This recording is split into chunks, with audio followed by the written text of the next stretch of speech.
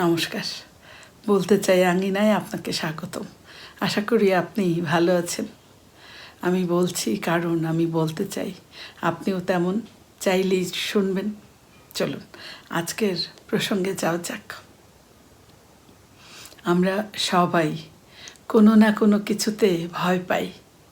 কেউ হয়তো একাকিত্বে ভয় পাই, কেউ অন্ধকারে ভয় পাই, কেউ ব্যর্থতাকে ভয় পাই, আবার কেউ হয়তো অজানাকে ভয় পাই।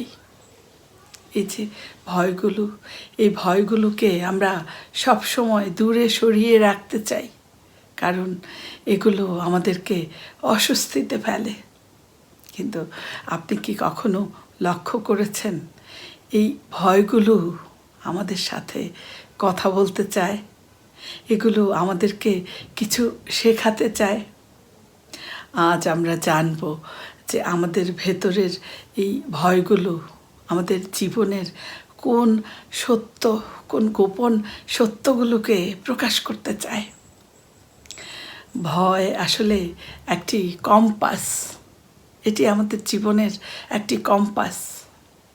ভয়কে আমরা মনের অ্যালার্ম সিস্টেমও বলতে পারি। প্রাচীনকালে মানুষ যখন ভয় পেত, হিংস্র জন্তু জানোয়ার দেখে যখন প্রচণ্ড ভয় পেত, মূলত সেই ভয় তাদেরকে তাদের জীবনটা বাঁচাতো। আর আজ যখন আমরা ভয় পাই, এই ভয় আমাদের বলে যে আমাদের কাছে কোন বিষয়গুলো সবচেয়ে গুরুত্বপূর্ণ। আমরা যখন ভয় পাই, এই ভয়গুলো আমাদের বলছে যে আমাদের জীবনে কোন বিষয়গুলো সবচেয়ে বেশি গুরুত্বপূর্ণ। যেমন আমরা যখন ব্যর্থ হয়ে যাবার একটা ভয় আমাদের ভেতর কাজ করে, এই ব্যর্থতার ভয় এটি আমাদের শেখায় যে আমাদের ভেতরে সফল হবার তীব্র আকাঙ্ক্ষা রয়েছে। আমরা যখন অন্যেরা আমাদের বদনাম করছে, এই যে সমালোচনার ভয়, মানুষের সমালোচনার ভয়, এটি আমাদের শেখায় যে আমাদের মূলত এই যে সামাজিক যে সম্মান, এই সামাজিক সম্মানের বিষয়টি আমাদের ভেতর এর গুরুত্ব রয়েছে এবং সমাজের মানুষের সঙ্গে গভীর সংযোগকে আমরা গুরুত্ব দেই, এটা শেখায়। এই ভয়ের মূল শিক্ষা কি জানেন? আমাদের ভয় যেখানে সবচেয়ে বেশি, মূলত আমাদের উন্নতির সম্ভাবনাও ঠিক সেখানেই লুকিয়ে রয়েছে। এটাই হচ্ছে ভয়ের মূল শিক্ষা। ভয় আসলে আমাদের জীবনের একটি কম্পাস, যা আমাদেরকে আমাদের লক্ষ্যের দিকে নির্দেশ করে। প্রস্তুতির অভাব এবং আত্মবিশ্বাসের সঙ্গে ভয়ের সম্পর্ক চলুন দেখি। অনেক সময় আমাদের এই ভয় আমাদের শেখায় যে আমরা আমাদের যে কাজগুলো জীবনে প্রস্তুতি যখন আমরা নিই, তখন আমরা যদি ভয় পাই, তখন সেই ভয় আমাদের শেখায় যে আমরা আমাদের কাজের জন্য হয়তো পুরোপুরি তৈরি নই, এটা শেখায়। এবং যখন আমরা কোনো বড় প্রজেক্ট বা পরীক্ষার আগে ভয় পাই, মূলত তখন মস্তিষ্ক আমাদেরকে সংকেত দেয়, আরেকটু মনোযোগ দাও, আরেকটু চেষ্টা করো, আরেকটু জানো। মনে রাখবেন, এই ভয় মানে এই নয় যে আপনি পারবেন না, এটা নয়। মূলত ভয় মানে হলো আপনি বিষয়টিকে গুরুত্ব দিচ্ছেন, আপনি বিষয়টিকে ফোকাস করছেন। ভয় মানে হলো আপনি এই বিষয়টিতে আপনাকে ফোকাস করতে শেখায়। এটা হলো ভয়।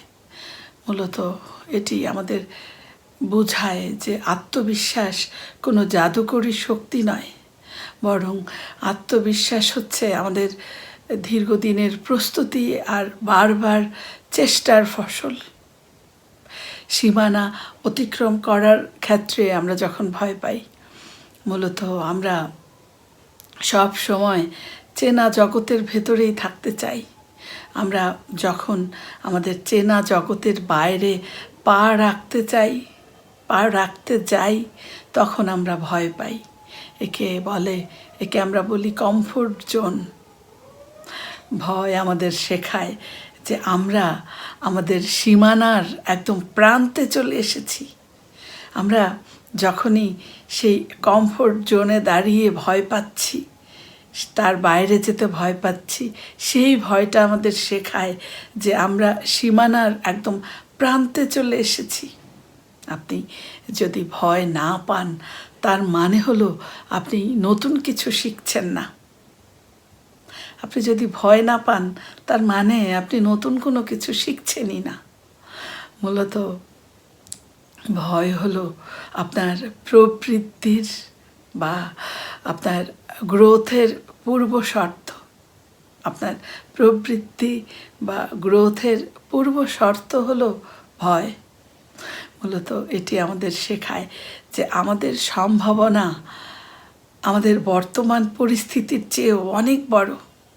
অর্থাৎ আমরা যে পরিস্থিতিতে রয়েছি সেটার চেয়েও আমাদের ভেতরের সম্ভাবনা অনেক বেশি। এটা আমাদের শেখায় এই ভয়। ভয়কে জয় করা মানে এই নয় যে ভয়কে মুছে ফেলা। ভয়কে জয় করা মানে হলো ভয়কে সাথে নিয়ে এগিয়ে যাওয়া। এই ভয় আমাদের নিজেদের চিনতে সাহায্য করে। এই ভয় আমাদের কি করে বলুন তো? আয়নার সামনে দাঁড় করিয়ে দেয়। এটি আমাদের নিজেদের ভেতরের দুর্বলতাগুলোকে চিনিয়ে দেয়।